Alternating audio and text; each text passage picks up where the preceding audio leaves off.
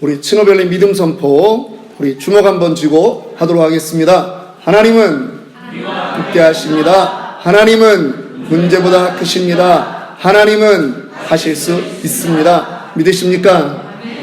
아멘. 우리 지난 시간에 이어서 오늘 요한복음 21장 가지고 함께 말씀을 나누고요. 또 역대상 말씀을 함께 보도록 하겠습니다. 우리 오늘 제목은 나의 사랑, 나의 눈물, 나의 야베스라고 하는 제목으로 여러분들과 함께 말씀 나눕니다. 부활하신 예수님께서 제자들을 찾아오셨습니다. 그 자리가 어디입니까? 부활하신 예수님을 만난 다음에도 그들은 자신들의 그 마음을 추스릴 수가 없었습니다. 그래서 디베랴 바닷가로 나가서 고기를 잡는 것입니다. 무려 7명의 제자들이 그 길을 갔습니다. 그런데 예수님이 그들을 찾아오십니다. 그리고 배신했던 베드로에게 예수님이 묻습니다. 내가 나를 사랑하느냐? 베드로는 진심이었습니다. 비록 3번 부인하긴 했지만 그의 마음에서 예수 그리스도를 사랑하는 것만큼은 편치 않았다라고 하는 것입니다. 그래서 주님, 내가 주님을 사랑하는 줄 주께서 아십니다. 그 고백을 작은 목소리로 했습니다. 그랬더니 주님께서 그에게 말씀하시는 거죠. 내 양을 먹이라, 내 양을 치라, 내 양을 먹이라. 주님이 그렇게 베드로에게 소명을 주셨습니다. 여러분, 예수님이 이 땅에 오셔서 하신 일은 십자가에 달려서 우리의 죄를 사해주고 우리의 상처를 치유하신 것으로 끝이 아닙니다. 예수님은 지금 그 베드로에게 소명을 주셨던 것처럼 오늘 우리에게도 사명을 주시는 것이 예수님의 일이라고 하는 것입니다. 예수 그리스도를 인생의 주인으로 고백하는 사람, 내 생명의 구주로 고백하는 모든 사람에게는 예수님이 주신 사명이 있음을 우리는 믿습니다. 우리가 구원받고도 이 세상에 계속 살아 있어야 되는 이유는 바로 그 사명 때문인 것입니다. 믿으시죠? 동의하십니까? 한 해를 살아오시면서 여러분, 그 예수님이 주신, 여러분들 각자에게 주신 그 사명을 잘 감당하셨습니까? 오늘 한번 말씀을 들으면서 다시 한번 우리가 2025년을 맞이하며 이 사명에 도전하는 시간이 되기를 주님의 이름으로 축원합니다. 여러분, 요즘 한국이 어렵습니다. 빨간불이 들어왔습니다. 그저 계엄령 정도로 그렇게 이야기하는 것이 아닙니다. 여러분, 한국 젊은이들이요, 결혼을 안 하겠대요. 결혼을 해도 이제는 아이를 낳지 않겠답니다. 욜로족이라고 합니다. You only live once라고 하는 이 단어의 첫 글자들만 따서 만든 말입니다. 인생은 오직 한 번뿐인데 즐겁거나 흥미로운 일로 내 인생을 살아야 되겠다. 제가 80년대에 어떤 가수가 부른 노래가 생각나더라고요. 내 인생은 나의 것, 내 인생은 나의 것. 여러분, 요즘 젊은이들이 그 노래는 부르지 않지만 다들 말하는 거죠. 내 인생은 나의 것이에요. 한 번밖에 못 사는 인생인데 결혼은 왜 하고, 결혼을 해도 왜 자식을 낳느냐라고 하는 것입니다. 인구 절벽, 유엔에서 가장 위험한 나라라고 경고한 나라가 대한민국이라는 거예요. 그런데 이러한 문제가 대한민국에만 있는 것이 아니라 우리 교회에도 있다라고 하는 것 여러분 아십니까? 전도하자고 하면 힘들다고 안 한답니다. 누군가 교회를 방문했을 때 케어하고 양육하자라고 하면 힘들어서 안 한다라고 하는 거예요. 우리끼리 즐거우면 된다라고 하는 것이죠. 어떤 목사님이 부임지로 갔습니다. 6개월을 참았답니다. 전도합시다. 그랬더니 목사님, 앞으로 우리 교회에서 그런 말씀하지 마세요. 우리는 우리끼리가 제일 좋아요. 그런 교회도 있습니다. 내가 나를 사랑하느냐? 내 양을 먹이라. 주님은 계속 우리 귓전에 속삭이는데 우리는 그거를 애써 외면하고 있다라고 하는 것입니다. 누군가를 품고 기도하고 아파한다는 것이 사실 힘든 부분 없다라고 말하는 것 아닙니다. 그런데 그거를 힘들다고 안 하겠다라고 하는 교회들이 점점 늘어나고 있는 것입니다. 2001년으로 기억됩니다. 한국에 베스트셀러 책이 나왔어요. 이 책 제목이 야베스의 기도라고 하는 책입니다. 미국의 우리 브루스 윌킨슨 목사님이 쓰셨던 그다지 두껍지 않은 200페이지에도 안 되는 그런 아주 얇은 책인데요. 이것이 센세이션하게 베스트셀러에 올라갔습니다. 오늘 우리가 읽었던 역대상 4장 9절 10절 그 단 2절을 가지고 이 야베스의 기도라고 하는 책을 썼습니다. 야베스라고 하는 말이 무슨 말입니까? 고통이라고 하는 뜻입니다. 자기 자식의 이름을 고통, 너는 고통이다 이렇게 이름을 정했을 정도라면 우리는 미루어 짐작할 수 있습니다. 아마도 이 엄마가 이 아이를 낳을 때 난산이었구나, 정말 고생했구나, 그렇게 볼 수 있다라고 하는 것입니다. 성경학자들은요, 마치 라헬처럼, 베냐민을 낳다가 죽었던 그 라헬처럼 이 야베스의 엄마가 혹시 야베스를 낳다가 죽지 않았을까 그렇게 추측하고, 또 다른 관점에서는 야베스는 태어나고 나서 보니까 장애인은 아니었겠나. 그 구약시대의 장애인은 사람 대접도 못 받는데 장애인으로 태어난 그런 아이가 아니었을까 하는 해석들이 있습니다. 여러분, 죽을 고생해서 낳았는데 장애인을 낳았다면요, 이 아이가 살아가는 시간만큼 이 아이를 케어하는데 손이 간다라고 하는 것입니다. 그런데 성경이 말하는 것이죠. 이 아들이 존귀하게 되었다라고 하는 것입니다. 그것도 다른 형제보다 더 존귀한 그런 아들이 되었다라고 하는 것입니다. 그때 그 부모의 기쁨이 얼마나 클 것인가는 우리가 능히 상상할 수 있습니다.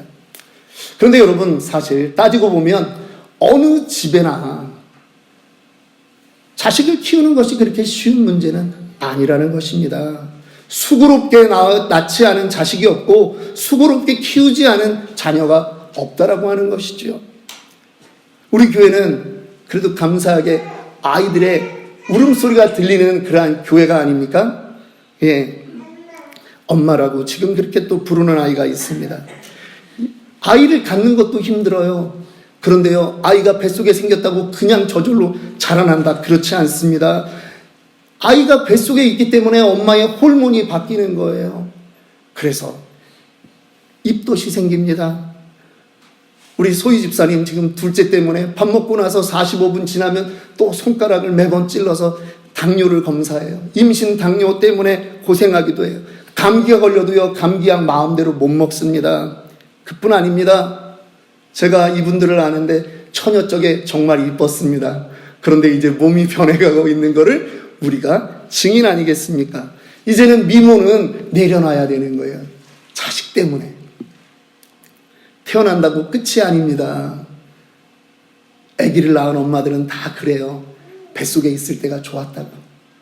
그런데요, 이 자식 태어나 보니까요, 때가 되면 우는 거예요. 시간 맞춰 우유 줘야 돼요. 똥기저귀는 얼마나 많이 갈아야 되는지도 모릅니다. 차라리 송아지를 낳았다면 송아지는요, 1시간 이내에 벌떡벌떡 일어나서 뜁니다. 근데 사람이 일어나가지고 사람 구실 제대로 하려면 무려 20년 이상 좋게 걸린다라고 하는 것을 우리는 알고 있잖아요. 20년이면 다행이죠. 여러분, 투자의 시간도 들어가고 투자의 돈도 들어갑니다. 게다가 이 아이가 장애가 있거나 혹시 성장하다가 상처가 있거나 성장하다가 어떤 나쁜 아이들과 어울려서 중독 현상이 일어나면요, 그 아이를 간수해야 되는 것은 평생의 아픔이고 눈물이고 힘듦이라고 하는 것입니다. 그런데 내 사랑하는 그 자녀가, 내 눈물의 자녀가 다른 형제보다 존귀하게 된다면 여러분, 그때의 그 기쁨은 이루 말로도 할 수 없는 것이죠. 우리는 야베스가 그런 사람이 되었다라고 하는 것을 우리는 알 수 있습니다. 야베스가 어떤 삶을 살았고 어떤 자리에 있었는지 성경은 더 이상 기록하지 않습니다. 단 2줄, 역대상 4장 9절과 10절에 단 2줄만 기록이 나올 뿐입니다. 그런데 우리는 알고 있습니다. 하나님이 이 야베스를 귀중한 자, 존귀한 자로 만들었다라고 하는 것입니다. 왜 그렇습니까? 야베스는요, 기도하는 사람이었어요. 야베스는 하나님께 나아가는 사람이었습니다. 하나님께서 기도하는 다니엘을 존귀한 자로 그렇게 세우셨던 것처럼 야베스도 존귀하게 만들어 놓으셨음을 우리는 압니다. 야베스는 깨달았습니다. 인생은 나의 힘으로 되는 것이 아니라 하나님이 축복해 주셔야 달라질 수 있다라고 하는 것을 말입니다. 어려움이 있고 아픔이 있고 장애가 있기 때문에 누구보다 하나님의 축복을 간절히 사모했던 인생이 야베스 아니겠습니까? 그가 배울 수 있었던 것은 좌절과 절망이 아닙니다. 하나님이 내 인생을 축복하셔야 나의 지경이 넓어진다라고 하는 깨달음이었습니다. 야베스는 꿈을 꾸기 시작했습니다.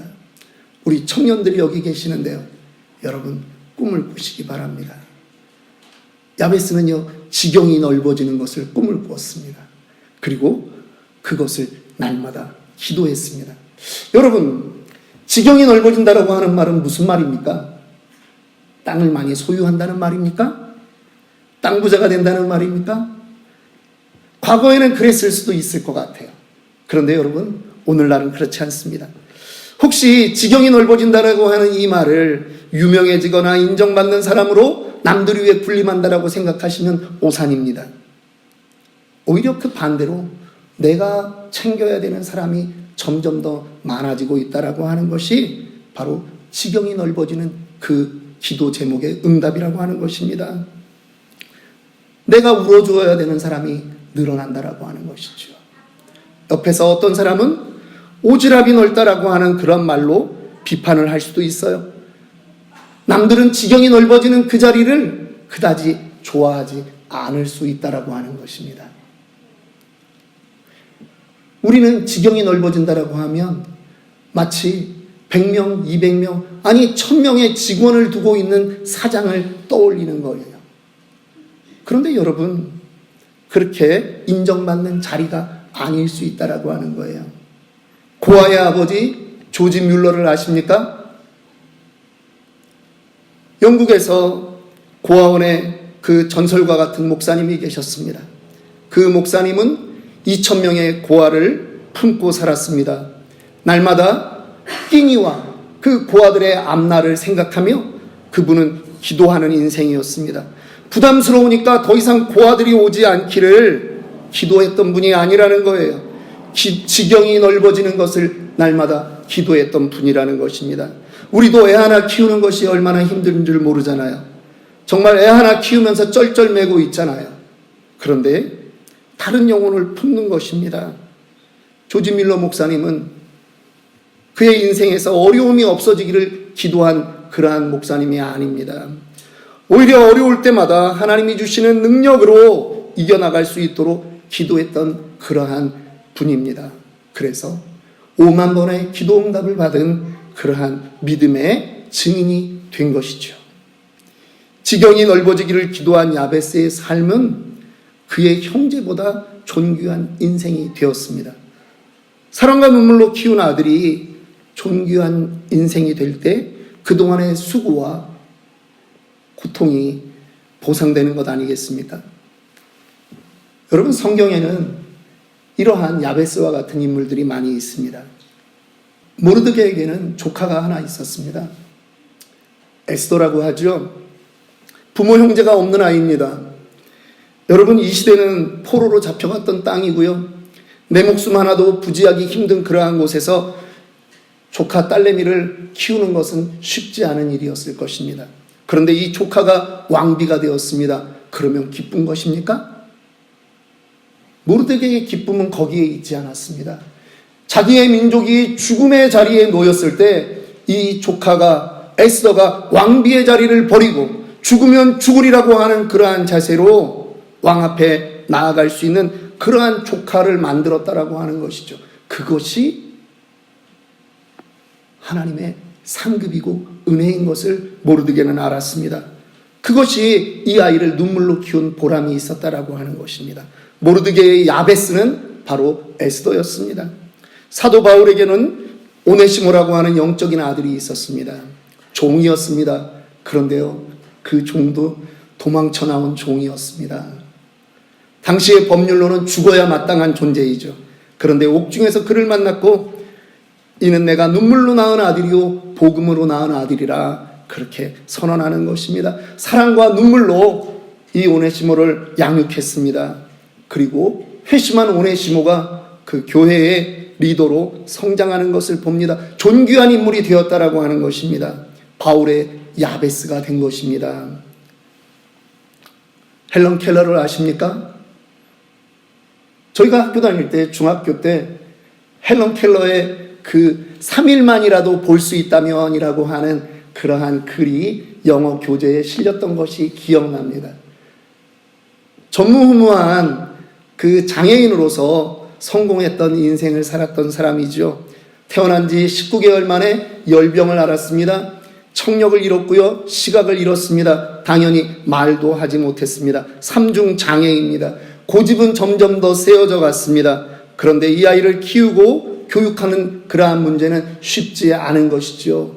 너무나 어려운 그러한 고난의 길이라고 하는 것입니다. 그런데 그녀가 하버드 대학을 나왔고요. 6.25 전쟁으로 힘들어하는 대한민국에 와서 대한민국의 성도들을 위로했던 그러한 일들이 있습니다. 어떻게 그럴 수 있었을까요? 헬런 켈러에게는 설리반이라고 하는 선생님이 계셨기 때문입니다. 설리반 선생님의 야베스가 바로 헬런 켈러입니다. 한국의 양화진에 가면 많은 선교사들의 무덤들이 있습니다. 한 살도 안 된 그 아이를 이국 땅에서 묻어야만 됐던 그 선교사들, 그리고 자신조차도 거기에 묻혔던 그러한 선교사들의 이야기들이 전해져 오고 있습니다.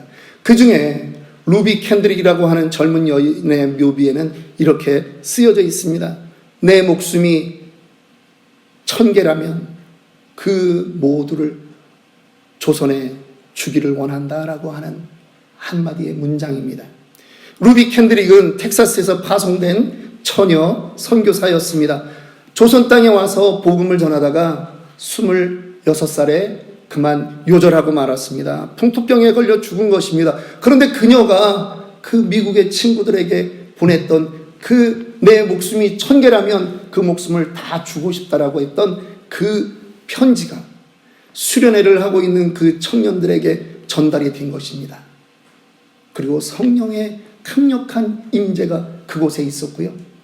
그 청년들 가운데 수도 없이 많은 젊은이들이 대한민국을, 이 조선이란 땅을 그들의 야벳으로 품고 그들의 생명을 던지기 위해서 이 땅으로 건너왔다라고 하는 것을 우리는 알아야 합니다. 한국 교회는 이 수많은 선교사님들의 야벳이었습니다. 자녀를 키우면서 울어보지 않은 성도가 누가 있겠습니까? 그런 부모가 누가 있겠습니까? 저 역시 저희 어머님의 마음에 대못을 박는 그러한 일들을 했던 일이 있었습니다. 어머님이 몇 날 며칠을 눈물로 지내고 교회 가서 기도했던 그러한 모습이 생각납니다. 지금 저는 그 은혜를 압니다. 그리고 그 은혜를 가지고 목회자의 길에 들어서서 그 은혜 갚는 자로 살아가려고 합니다. 이 야베스라고 하는 사람, 그 사람의 다른 일들은 기록되어 있지 않는데요. 야베스라고 하는 이름을 가진 부족이 성경에 나옵니다. 길르앗 땅의 야베스 사람들이라고 그렇게 말합니다. 어떻게 그들이 그 이름을 가지고 부족의 이름을 가졌는지, 지명을 가졌는지 우리는 성경을 통해서도 알 수가 없습니다. 아마도 상상해 보건대 이 야베스의 후손들이었을 수도 있고요. 야베스의 삶을 존경했던 사람들로 그들이 마을을 이루었다라고 생각이 들기도 합니다. 그런데 그들이 암몬족 속에 공격을 받았습니다. 멸망의 위치에 놓여졌습니다. 그런데 이때 하나님의 영에 감동된 사울이 군대를 이끌고 목숨 걸고 이 길르앗 야베스 사람들을 전부 다 구원하는 것입니다. 길르앗 야베스 사람들은요, 이 사울에게 큰 빚을 졌습니다. 사울이 왕이 되었고 그 이후에 점점 타락하는 것입니다. 사람들이 사울왕을 욕합니다. 그리고 마침내 사울왕의 인생은 블레셋과의 전쟁에서 그만 죽는 것으로 그렇게 끝이 나버렸습니다. 블레셋 사람들은 사울왕과 그 자식들을, 특별히 사울왕의 목을 잘라서 그들 성벽에 걸어놓았습니다. 아무도 사울왕의 시체를 찾으려고 그렇게 움직이지 않았습니다. 사무엘상 31장은 사무엘상의 가장 마지막 장입니다. 그런데 그 마지막 장은 이 길르앗 야베스 사람들의 무용담으로 마치고 있는 것입니다. 31장 11절부터 13절에 길르앗 야베스 사람들이 어떻게 행동했는지 나오고 있습니다. 그들이 사람들을 모아서 밤새도록 달려가서 사울의 시체와 그의 아들들의 시체를 벳산 성벽에서 내려가지고 야베스 땅으로 가지고 오는 것입니다. 그리고 화장을 하는 것입니다. 그리고 그의 뼈를 가져다가 야베스 에셀나무 아래 장사하고 7일 동안 금식하며 애곡하며 사울왕을 장례에 치러주는 것입니다. 남들은 손가락질하는 사울왕이었습니다. 그런데 그 사울왕의 은혜를 잊지 않는 야베스 족속이었다라고 하는 것입니다. 은혜를 모르면 안 됩니다. 우리는 눈물과 사랑으로 키운 자식들이 존귀한 자녀가 되어서 그 부모의 수고와 사랑을 깨닫는 날, 그 부모의 은혜를 갚는 날, 그것이 얼마나 큰 기쁨인지 우리는 알고 있습니다. 자녀들이요, 아르바이트 했다고 엄마 아빠 손 붙잡고 나가서 스시집에 가서 자기가 밥을 사겠다는 거예요. 여러분, 그런 밥 얻어먹어 보셨습니까? 맛있습니다. 2번 사도 더 마다하지 않을 정도로 여러분 기분도 좋습니다. 그런데 알바 수준에서 멈추지 않고 만약에 직장을 구해서 자녀들이 부모를 대접한다면 얼마나 영광인지 모릅니다. 그동안에 수고했던 것이 다 날아가는 거죠. 그래서 한국에서는 아주 좋은 전통이 있어요. 첫 월급 받은 것으로 부모님 건강하시라고 빨간 내복을 사주는 그러한 전통이 있지 않습니까? 여러분, 우리는 그 감격을 다 압니다. 예수님의 야베스는 누구였을까요? 오늘 요한복음 우리가 읽었던 그 주인공 베드로가 예수님의 야베스입니다. 베드로는요, 무리를 걷다가 처박히기도 했고, 어떨 때는요, 신앙 고백을 하고 칭찬을 받았다가도 사탄아 내 뒤로 물러가라 하는 그러한 욕을 얻어먹기도 했습니다. 오늘 요한복음에서 베드로는 그 예수님이 잘 키워놨던 그 6명의 제자들을 데리고 자기까지 7명이 다시 옛날 과거의 직업으로 돌아가는 그러한 노릇도 했다라고 하는 것입니다. 주님께 베드로는 수많은 아픔을 주었던 사람이에요. 주님은 그를 위해서 사랑과 눈물로 그를 여태까지 인도해 왔습니다. 그런데 그 베드로가 이제 요한복음 21장을 지나가면 새롭게 시작되는 그 사도행전의 역사를 써나가는 그러한 인물이 되는 것을 우리는 압니다. 역사가 요세푸스는 이렇게 기록합니다. 베드로가 로마에 와서 순교당했다. 십자가에 달려 죽는데 베드로는 거꾸로 달려서 죽기를 청했다라고 기록하고 있습니다. 여러분, 주님이 가신 것처럼 십자가를 담당하는 것도 대견한데 그거를 거꾸로 지는 그러한 사람이 되었습니다. 어떻게 그럴 수 있었습니까? 베드로가 예수님의 야베스였기 때문입니다. 주님이 수고로 낳은 아들이기 때문이라는 것입니다. 말씀을 마칩니다. 여러분이 이 자리에 있기까지 여러분 혼자 여기까지 온 것이 아님을 우리는 압니다. 주님이 만져주셨고 주님이 고쳐주셨습니다.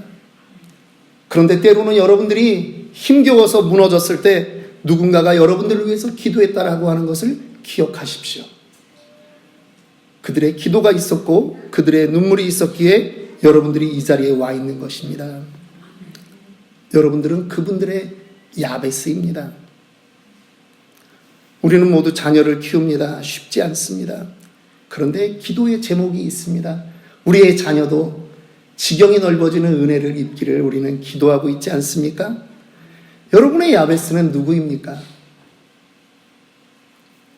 신앙생활을 이렇게 오래 했는데 여러분의 야베스는 누구입니까?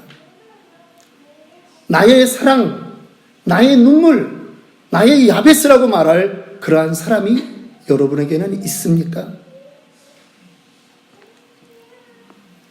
혹시 그러한 대상이 남편이고 아내고 자녀고 형제라면, 그리고 또한 어떤 믿음의 지체였다면 여러분 이제는 그들의 이름이 남편이고 형제고 자매가 아닙니다. 하나님 앞에서는 그들의 이름이 나의 사랑이요, 나의 눈물이요, 나의 야베스라고 하는 것입니다. 하나님이 그들에 대한 여러분의 그 사랑과 눈물을 여러분들에게 상급으로 돌려줄 날을 저는 소망합니다. 함께 기도하겠습니다.